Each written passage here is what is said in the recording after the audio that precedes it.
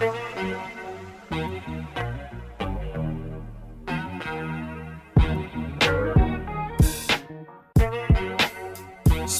of glitches in the Matrix, which kind of is, evolution.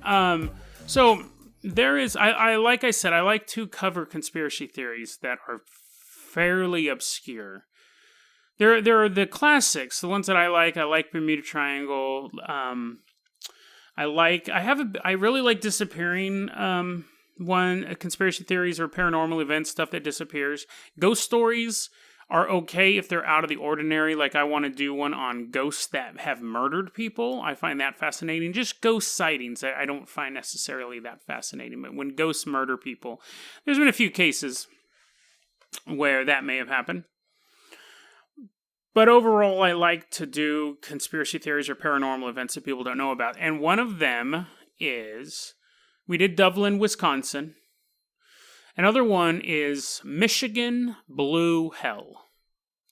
So again, I saw it. They have this huge image, a graphic of conspiracy theories. And we talked about this before. It's like an iceberg. So like the most common ones are at the top. And as you go farther down, they get more and more obscure. Some of them are made up, obviously. And when I say made up, a lot of them are made up. They're not real. They didn't really happen, but people think they did. There's ones at the bottom are stuff that people just spouted off, like, let's put 3 words together and see, like John Tesh Nipples.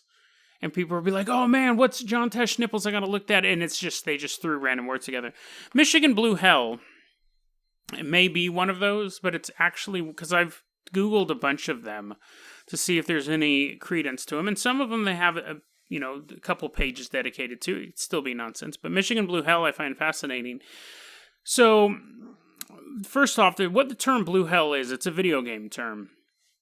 It's the skybox. So when you're playing a game and it looks like it's a 3D game where you're walking through, let's say you're playing Halo, whatever, and you're kind of walking through the valley and there's mountains on either side.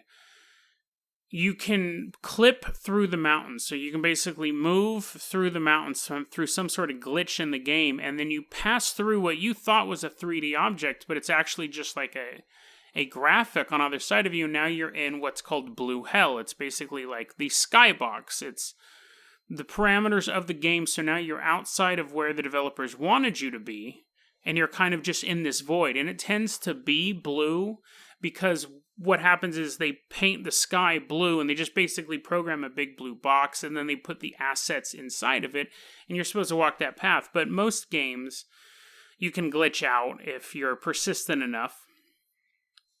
So the idea behind Michigan Blue Hell... Sorry, I'm a little parched.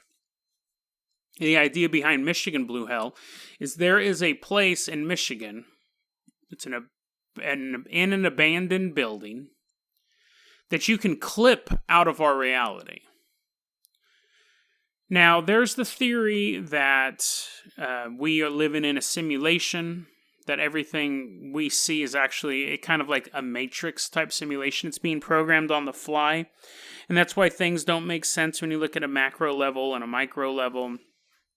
That's why the universe seems impossibly far. It's just constantly rendering. There's nothing. Once we start going out there, things will appear. But since we're here, nothing's showing there because we haven't really gone there yet. But anyways, that's one of the theories. The other theory is that the world is just how we see it. So, but the Michigan Blue Hell works for either one. So basically, you can fall out of our reality, is the main thing. And you end up in basically the skybox. It does fit more with the simulation theory, but however, so is that likely? Probably not. I do always find it fascinating. I find as much as creepy as I find caves and forests, I find both of those very creepy. There's also something very creepy about buildings.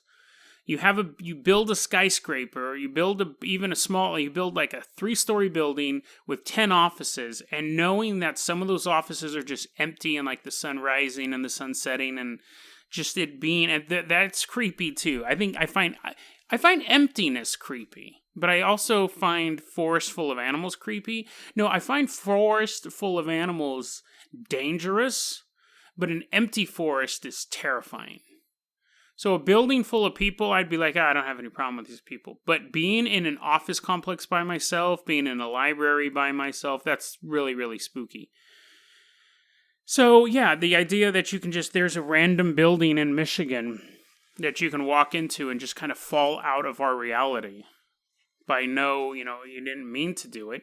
There's talk that Michigan Blue Hell is related to the elevator game, which is something we may go over in another episode, but we won't. I'll just tell you right now. Elevator game, you can Google it.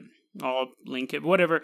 It's a game where if you go on an elevator and hit the buttons in the right order, you can end up in an alternate reality. Like you step off the elevator and you're in this alternate reality.